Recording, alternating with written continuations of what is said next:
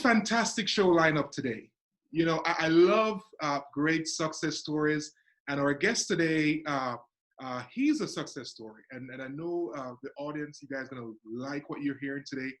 He's a best-selling author, speaker, business growth strategist, mindset coach, and personal finance expert, Ike Ikokwu. Hey, Ike. Hey, brother. Thanks for having me on the show, you and Anne Marie. I appreciate spending some time with you guys today. It's a pleasure. It's a pleasure. To get the show off, Ike, can you tell us a bit about your background and how you started as a professional? Sure. So I am originally from Lagos, Nigeria, in West Africa. Came to the United States in 1988 because my parents had in the cards for us to get our formal education from either Europe or the United States. For those of you who don't know, we're colonized by the British, so my parents actually got their advanced degrees in England and always knew that they'd send us off somewhere to do this. And so mid-'80s, my dad's getting his import-export business off the ground. He's a lawyer by trade, but been in business all his life. Mom's an accountant, figured it was a good time to kind of ship all three kids and my mom here to the US to work on getting our formal education. And so got here, finished up high school, got into the workforce, started off as an accountant working for the big six accounting firms. And as I did that, I've always been a student of money all my life. It started way back. I'll give you a quick story. So one of our family traditions growing up is around the Christmas holidays, we'd go back to my grandparents' village and we'd spend Christmas with them. And my grandfather was probably the 19th century version of Warren Buffett. The guy owned petroleum companies, real estate businesses. Yeah, I mean, he set the bar high for us. So education's always been a huge value proposition for us. And so it's Christmas, we'd be in his 3,500 square foot living room, and all the little kids would kind of do show and tell as to how well they did in school that year. And based on how well we did, we would get rewarded with money. As an 8-year-old kid, I wasn't spending my gifts that I got at Christmas on toys or on clothes. I actually took my dad's old briefcase and I turned it into a makeshift bank. So even at the age of 8, I had this relationship with money where it was like I already understood that I needed to save and kind of, prepare for the future. So to end up having an accounting degree and kind of starting out my career in the financial services industry, doing investment, financial planning, eventually business coaching and mentoring and stuff. It's interesting. So that was just a natural fit for you. You're sort of It definitely was, yeah. If I were doing anything else, I'd probably be really strange for some reason. I don't think I'm wired any differently. So that's awesome. You're just born to handle money. That's pretty cool. But so what we wanted to talk about today was, because we've been lately focusing more on COVID and its effect on business owners, we know you're a business coach, and certainly with that background and your experience combined, you have a lot to offer. We were wondering, do you look for do you serve a certain size company when you're coaching business owners? Yeah, so I deal primarily in what I would call the small business owner market. Those are people typically doing under 5 mil, but realistically, most oftentimes they're under that $2 million mark. Mm-hmm. And I serve a lot of people that are just like me. So I coach other coaches, mentors, CPAs, advisors, things of that nature, just because I've walked in their shoes. I've owned an accounting practice. I've done tax and financial planning. I've had an investment advisory business. I've done consulting. I've been a coach. And so I understand their pain very well. But I also understand business.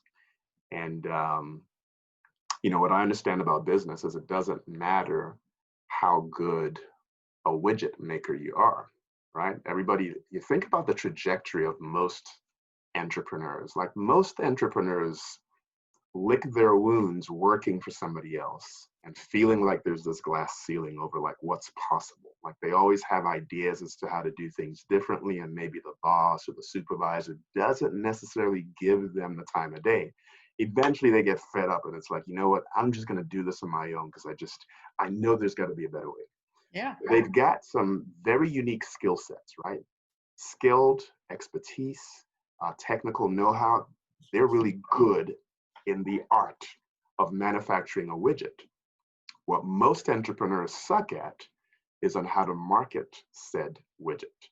Because your first job as an entrepreneur is not to be the best widget maker that you can be, it's to be the best marketer of said widgets in order to make that business stream work. Right? You made me think. I was going to ask you, do you help startups, or do you prefer to work with people who have some history that you can work with? I work with both because and the reason why I work with both is, as you guys have heard bits and pieces of my story, I've been through the evolution of business, where it is you're launching out, there's three critical phases that I see most small businesses kind of encounter. First, it's the euphoric, I just met the love of my life phase, right? Where it's like, oh, I want to go into business for myself. This is going to be so much fun. I can't wait to get started. Yeah, you're in love with the idea. Yeah, they get into that first year or two or three. It doesn't matter what it is. It's that build it and they will come phase, right? Yeah, build it, they'll come phase, right? Mm-hmm. And soon the entrepreneurial dream turns into a proverbial nightmare, where all these thoughts that they had about what being an entrepreneur was going to look like. The boss is telling you to work overtime. You're like, I ain't about to work no overtime. I got a Bulls game I got to catch, right?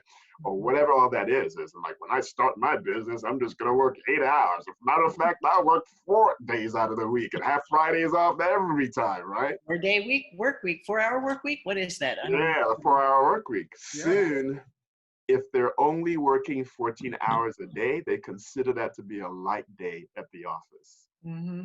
Soon they realize, call it 60, 100, it doesn't matter what they were making as an employee. Being able to replicate that as an entrepreneur isn't that easy. So that first phase is trying to get past the temptation to go, I give up, please hire me back. I made a mistake, right? So trying to get to 6 figures, right? A very, very difficult phase. Next phase for them is maybe they crack 6 figures and they start thinking about, man, it sure would be nice to, be able to do more than 6 figures. But because they're stuck in this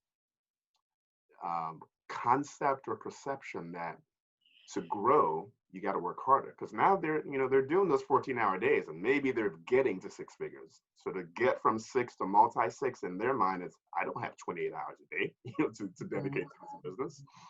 And so that's another mindset shift that needs to take place. Which that raises another question for me. I was going to ask you about territory, if you had a geography that you like to stay within, but I'm realizing that it could also be a mental territory that you like to work with, or be in with people. Can you talk to either of those? Yeah, one of the beauties of what I do now versus what I used to do before is I'm actually global, right? Back when I had a financial services company, due to the limitations of my license, I only could serve customers, clients that were in Georgia, right? Because I was a registered investment advisor in Georgia. And so very, very harsh restrictions on my service area. Exactly, yeah. When I lost my investment advisory license and my whole world came crashing down on me and I didn't know what life was going to be, and I had to envision what life would look like post doing the stuff that I knew I had been doing for the past multiple decades, one of the many benefits of focusing on coaching and consulting is what COVID is kind of bringing to the forefront right now. It's the fact that there are no real limits to what you can do as a business, that you've got to be flexible enough to be able to serve people virtually, right? Because COVID is forcing you to do that. Yeah. And so I have clients in just about every state. I have clients in Canada. I've done work with people internationally. And that's only been as a result of not being short-sighted as to the level of influence and impact that I can have with what I've been called to do. So. And Ike, and that's why, I think you're really unique in the coaching space, because based on our discussion before, I know that you're versed in many other areas. So can you tell our listeners, what are your certifications in other areas, and what's your professional background like? Yeah, so I started off in accounting and quickly became licensed as a certified public accountant. worked in that industry for several years. As I got into it, I realized that I liked the tax planning aspects of what I did. And more importantly, I liked the personal financial planning aspects. And so I got certifications as a certified financial planner. I got a master's degree in personal financial planning. Eventually, I added on insurance licenses and investment advisory licenses to kind of continue down that path. And then as I evolved from a pure focus on financial planning and tax planning, I started my business and I started doing comprehensive financial and tax planning. And I was working with a company that was doing turnaround type work for small businesses, companies that were hurting and needed to go from, you know, $500,000 or $1 million to 2 to 3, but didn't know how to do that, right? They'd come in and spend time educating them on what it really looked like to be an entrepreneur. So through osmosis and kind of hanging around those consultants and understanding what they were doing, there was a lot of stuff that I was catching, like some things were caught, other things are taught, right? So when you hang around certain people, you just catch certain things. So I was always in those conversations and seeing what they were doing. And my subconscious mind was like taking notes as to some of what they were working on. And so I acquired skill sets just through the gift of association. And so all of that was kind of buried in me. And then when I went through the very traumatic shift from, hey, you can't be an investment advisor anymore because you're being held responsible for actions that you weren't primarily responsible for, I had to shift and pivot. And as I shifted and pivoted and started working on consulting and coaching with business owners, a lot of those skill sets came to fruition. And it allowed me to take my financial, my tax, all the struggles of being in business for myself, understanding that you've got to be a marketer first, understanding human nature. And so now today I swim in 3 very specific lanes. One, as a business growth strategist, helping companies add $100,000 or more in revenues in 6 to 12 months. 2, as a mindset coach, because I know that as great as some of the strategies are that I bring to bear for my clients, the biggest impact in their life always revolves around their mindset. You can give anybody the best strategies in the world, but if they've got a lousy or a jacked up mindset, they will self-sabotage in anything that you're trying to help them to do. So I focus in there with my clients as well. And then lastly, I'm a personal finance expert because, hey, it's an 8-year-old kid saving money, right? I mean, that stuff doesn't disappear necessarily. So that skill set that you bring it to the table must be particularly useful now during COVID. So what have you observed in your own clients and their businesses since COVID-19 lockdown has been in effect? Like what? Yeah, and I don't dare minimize the impact that COVID has had, because obviously we've seen loss of life, and there's nothing more precious than a life itself. So that's been very, very impactful to a lot of people. We've seen companies basically shut their doors down, right? Because they just don't know how to weather the storm. We've seen loss of jobs. We've seen. Yeah. I just saw today Starbucks is shutting 400 stores in North America and Canada. 400. That's incredible. That's Starbucks.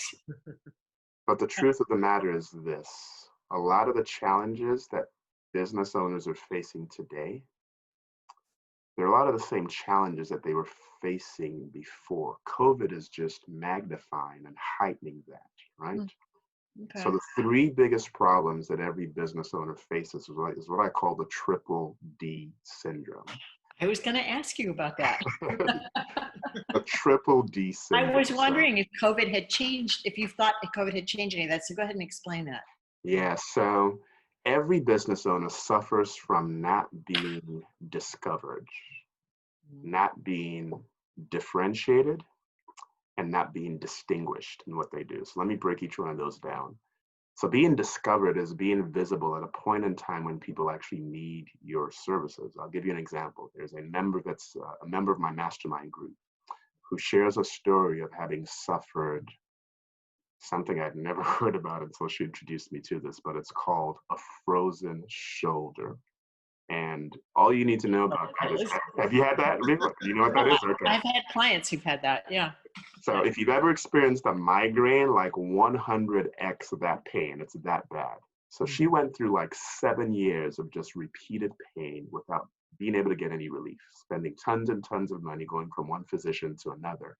It wasn't until a friend of a friend of a friend of a friend introduced her to this particular doctor that he completely changed the trajectory of her pain.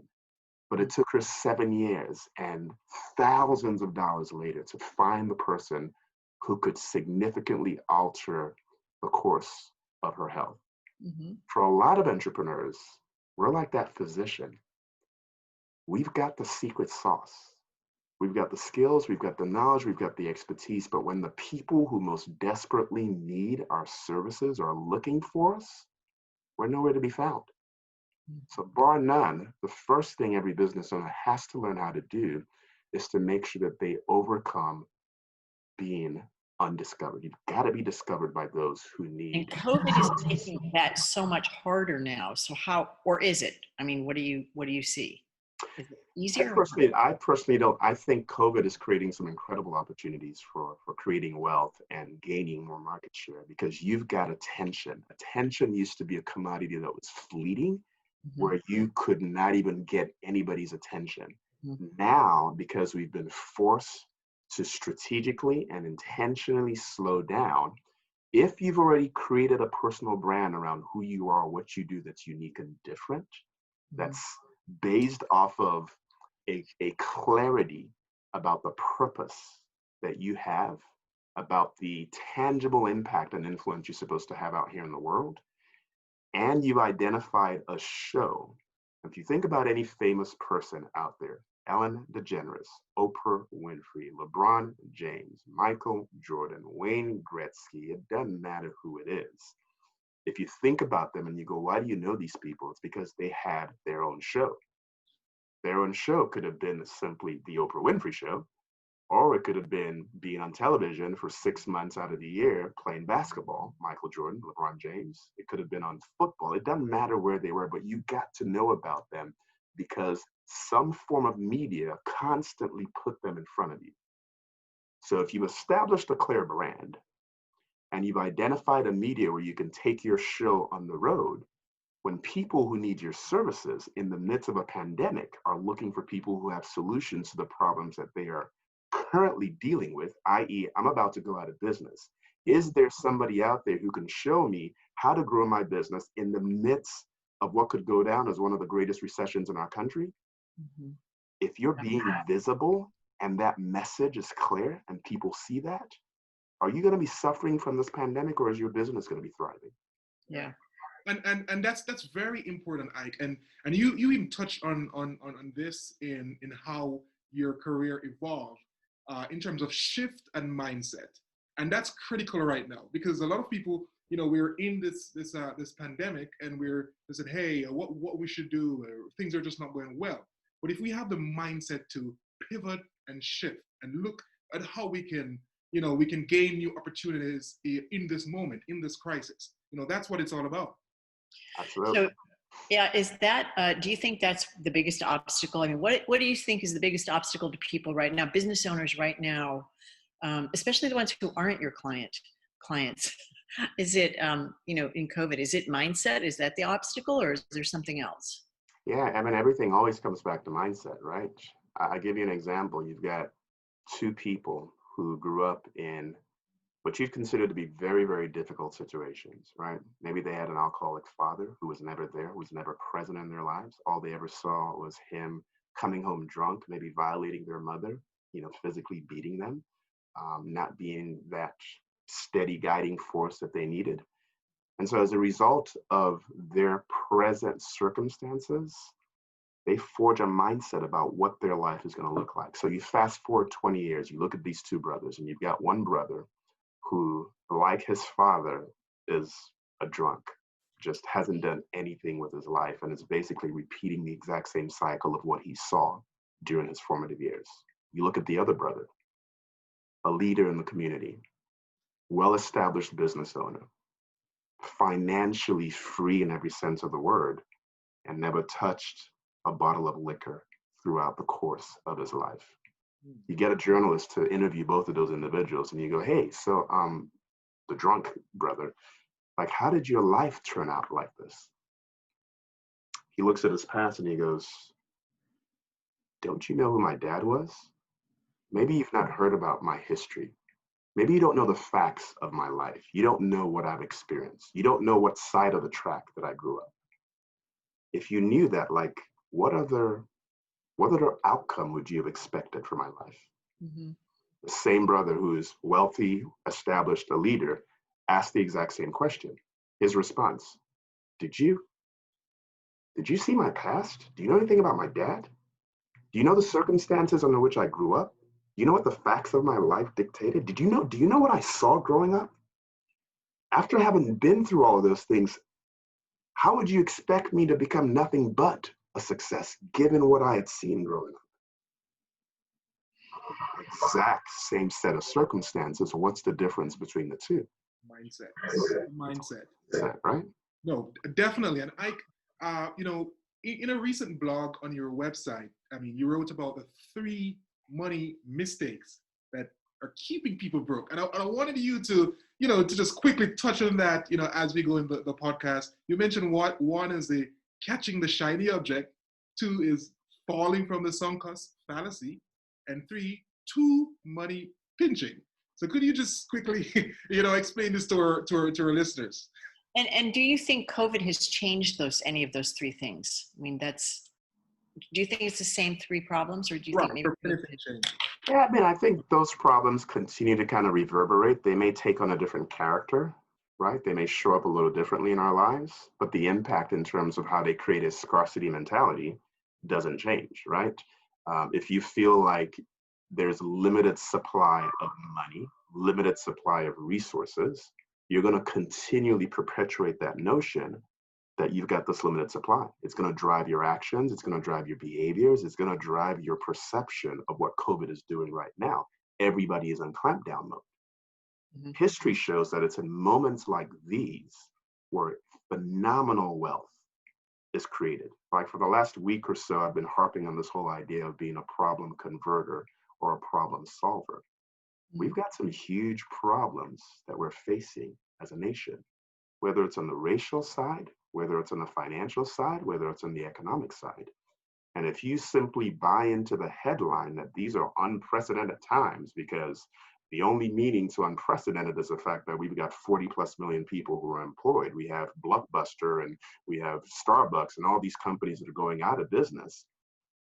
Then you're calibrating your mind and the greatest asset that you have to replicate that belief that is forming a foundation as to what you believe is possible. Mm-hmm. But it creates an atmosphere of despair, I think. Yeah, it creates, I mean, you're stuck in what I would call a hopeless mindset, right? Because you've got fear and negative emotions that are driving the ability to act, right? Your behaviors, your actions, your attitudes, your perception about life. And once that energy current flows through you, that's flowing out of fear-based, you're going to create results that are consistent with that. We're always using our imagination. That's the thing I don't get about people, right? I mean, you think about faith versus fear. Fear is simply looking at your present circumstances and going, wow, COVID just hit. The headlines say 40 million people are unemployed. Am I going to be the next one? And you're projecting into the future an experience and an existence that only exists within your mind. The same person could look at those exact same circumstances and go, wow, there are businesses that are disappearing. That means that there are less businesses to serve the needs of people out there. More customers. There's incredible more market share that I could actually gain. Exactly. Of course. And when you start tapping into the possibility of what if or what's possible, you now do something that even Google can replicate, which is get you the specific answers that you need to completely take advantage of the circumstances that are before you. No, definitely. And Ike, if you can give our audience, right, like 3 specific things that companies can do right now while we reopen to help their business. Yeah, so I mean, 1, you've got to get clear about what your unique value proposition is to the marketplace. You've got to create what I would call a market dominating position. Because if you're showing up anywhere, whether online, in person, in conversations, and somebody asks you what you do and you go, oh, I'm a CPA, oh, I'm a coach, oh, I'm a realtor. What you've just done is you've allowed their mind to be lazy. You've allowed them to place you in a box that says, oh, I already know what a CPA does. Yeah. I already know what a realtor does. Right. You've got nothing to offer me. Right. But if you show up and you say, listen, what I do is I help businesses add $100,000 in revenues and profits that are hidden in their business right now.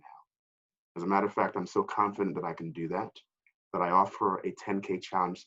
Geico says spend 15 minutes and you'll save 15% or more. Well, I guarantee that if you spend an hour with me, I'll uncover at least $10,000 or more in profits and revenues in your business. And if I don't, I'll pay you $100. That's a good one. Sounds like a coach or a business growth strategist, but if I just said I'm a coach and I'm a business growth strategist, what do? You put me in a box and go, okay, great. You move on. Yeah, I prefer the former 1 minute. That's a much better elevator speech. Absolutely. Yeah. So having clarity on our unique value proposition and being able to give voice to that, really, really huge. 2, being able to determine like, where are you going to take that show on the road? Like I tell people all the time that if you're suffering from a lack of leads or lack of business, it's because 1, you don't know your purpose. You don't know what you're doing here, and you don't know why you're taking up space on earth. Life only begins until after you've identified your purpose. And the reason why I know this to be true is because show me somebody who knows their purpose, and I show you somebody who's about to just create havoc in the marketplace, who's about to gain market share, who's about to do something incredible. It's no different than if you've ever watched, not even watched, but if you've ever seen a group of women go watch a show. Doesn't matter who it is, their favorite actor, maybe it's Denzel Washington, maybe it's Keanu Reeves. And they come out of that show, they are so hyped, they are so pumped. It's like anybody they see, they want to tell you to go see that show. It may not necessarily be about the show as it is about the actor in the show, but the point is they literally become a personal evangelist for that show. And they convince anybody that they're in conversation with that you need to go see that show. Well, once you identify what your purpose is, you kind of become a personal evangelist for the very thing that you were created to do. And you have such belief in that thing, so much so that if you don't give voice to it, if you don't share it with people, you feel like it's an undue disservice to humanity. And so once you've got clarity on your purpose and you give voice to that, and you do it in a way that subconsciously incepts the minds of those that you're speaking to, you will attract opportunities to serve clients to you, literally like bees to honey. So that's the second thing that they need to do. Third thing is you need to figure out where you're going to be visible. Where are you going to take your show on the road? You don't have to spend a lot of money. You don't have to go pay Facebook. You don't have to do a lot of the different things that a lot of marketing gurus out there recommend that you do. You can attend every networking group within a 15-mile radius of your home or your business. And when you've got a clearly defined value proposition, once you've established a market dominating position where you communicate what you do, not as a coach or a CPA or as a realtor, but as somebody who is unique, where you're creating an apples to an oranges comparison where they go, okay, I've never met a realtor that does that. I've never met a CPA that does that. You will be run over with opportunities. Another place to do that and do that really, really effectively without having to spend any money on marketing or advertising is LinkedIn. If you look at the logo in LinkedIn, it says it's on this platform is where you get to connect to opportunity. Vice President of Virgin America said, she actually wrote a book called Your Network is Your Net Worth. You've heard the saying, you are the sum total of the 5 people that you are most connected to. That's Jim Rohn. My friend and mentor, John Maxwell, says, if you look at the history of our nation or nations at large, we have traversed a bunch of different ages. We went from the age called the agricultural age to the industrial age, to the technology age, to the informational age. And he says, today, We are in the most influential age of them all. He calls it the age of association. And here's what he says. Never in the history of mankind has your success in life and in business been more intricately connected to those that you know and your connection to them. So I don't know if you're hearing what I'm hearing. That's great. You've got all these greats out there telling you about the impact of relationships and connections and who you know. Yeah. And LinkedIn itself is telling you that it's on our platform is where you connect to opportunity. Oh, definitely. LinkedIn is where all the CEOs are, right? The head of business. You know, you want to play there.